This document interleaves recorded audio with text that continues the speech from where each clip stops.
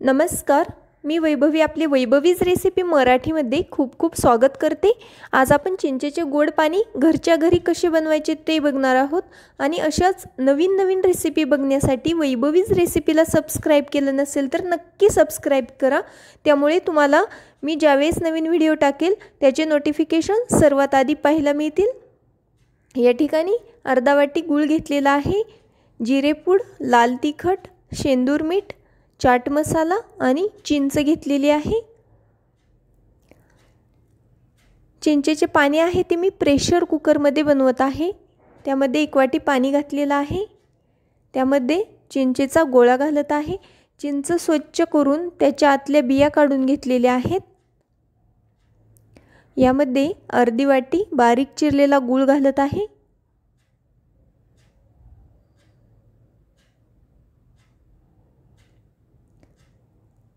जिरेपूड, जिरे भाजून त्याची पूड बनवलेली आहे। चाट मसाला, शेंदूर मीठ, लाल तिखट, सर्व मसाले मिक्स करून घेणार आहोत।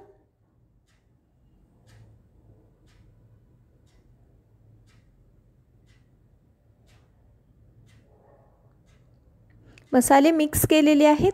आता आपण हे मीडियम गॅसवरती एक शिट्टी काढून घेणार आहोत। कुकर थंड झालेला आहे, त्यानंतर ओपन केलेला आहे। बघू शकता खूप छान असं पाणी सुटलेलं आहे चिंचेला आणि गुळाला।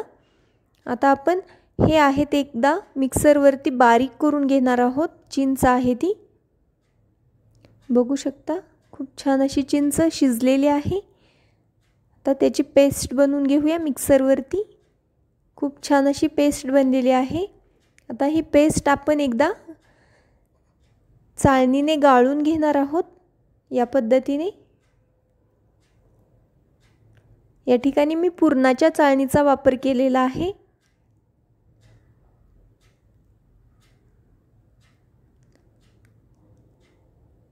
जी जाडसर साल वगैरे आहे चिंचेची ती बाजूला निघण्यास मदत होते। या पद्धतीने चिंच गाळून घेतली तर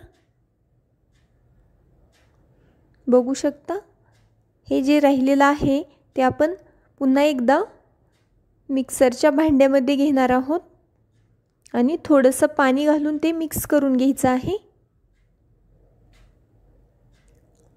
या पद्धतीने जास्तही पाणी घालायचं नाही, नाहीतर चिंचेचं पाणी आहे ते पातळ होण्याची शक्यता आहे।